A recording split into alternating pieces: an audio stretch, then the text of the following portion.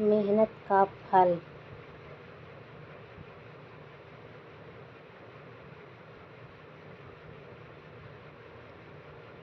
एक नगर में प्रतिष्ठित व्यापारी रहते थे जिन्हें बहुत समय बाद एक पुत्र की प्राप्ति हुई थी। उसका नाम चंद्रकांत रखा गया। चंद्रकांत घर में सभी का दुलारा था। अति कठिनाई एवं लंबे समय इंतजार के बाद संतान का सुख मिलने पर घर के प्रत्येक व्यक्ति के मन में व्यापारी के पुत्र चंद्रकांत के प्रति विशेष लाड प्यार था, जिसे चंद्रकांत को बहुत बिगाड़ दिया था। घर में किसी भी बात का अभाव नहीं था। चंद्रकांत की मांग से पहले ही उसकी सभी इच्छाएं पूरी कर दी जाती थी। शायद इसी के कारण चंद्रकांत को ना सुनने की आदत नहीं थी, ना ही मेहनत करने की महत्व का आभास था। चंद्रकांत ने जीवन बहुत अलग था और वही व्यापारी ने कड़ी मेहनत से अपना व्यापार बनाया था। ढलती उम्र के साथ व्यापारी को अपने कारोबार के प्रति चिंता होने लगी थी।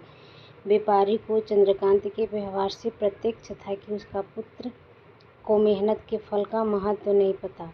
उसे आभास हो चुका था कि उसके लाड प्यार ने चंद्रकांत को जीवन की वास्तविकता और जीवन में मेहनत के महत्व में बहुत दूर कर दिया। गहन चिंता के बाद व्यापारी ने निश्चय किया कि वो चंद्रकांत को मेहनत के फल का महत्व स्वयं सिखाएगा, चाहे उसके लिए उसे कठोर ही क्यों न बनना पड़े। व्यापारी ने चंद्रकांत को अपने पास बुलाया और बहुत ही तीखे स्वर से उससे बात की। उसने कहा कि तुम्हारा मेरे परिवार में कोई अस्तित्व नहीं है, तुम मेरे कारोबार में कोई योगदान नहीं दिया और इसीलिए मैं चाहता हूँ कि तुम अपनी मेहनत के से धन कमाओ, तभी तुम्हें हमारे धन के मुताबिक 2 वक्त का खाना दिया जाएगा। ये सुनकर चंद्रकांत को ज़्यादा कोई फर्क नहीं पड़ा।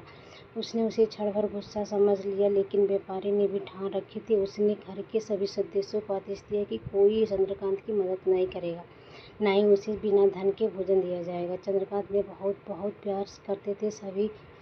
चंद्रकांत बिना किसी अड़चन के फेंक आता और उसे रोज भोजन मिल जाता। ऐसा कोई दिन तक चलता रहा, लेकिन अब घर के लोगों को रोज धन देना भारी पड़ने लगा। सभी उससे अपनी कन्नी काटने लगे, जिस कारण चंद्रकांत को मिलने वाला धन कम होने लगा। उस धन को हिसाब से देने लगे। एक दिन चंद्रकांत को किसी ने धन नहीं दिया और उसे अपनी भूख को शांत करने के लिए गांव में जाकर कार्य करना पड़ा। उस दिन वो बहुत देर से थका हारा व्यापारी के पास पहुंचा और धन देकर भोजन मांगा। रोज के अनुसार व्यापारी ने उसे धन कुएं में फेंकने का आदेश दिया, जिसे इस बार चंद्रकांत सहजता से स्वीकार नहीं कर पाया और उसने पलटकर जवाब दिया, पिताजी, मैं इतनी मेहनत करके पसीना बहाकर इस धन को लाया और आपने मुझे एक क्षण में इसे कुएं में फेंकने का आदेश सुनकर व्यापारी समझ गया कि आज चंद्रकांत को मेहनत के फल का महत्व समझ आ गया है।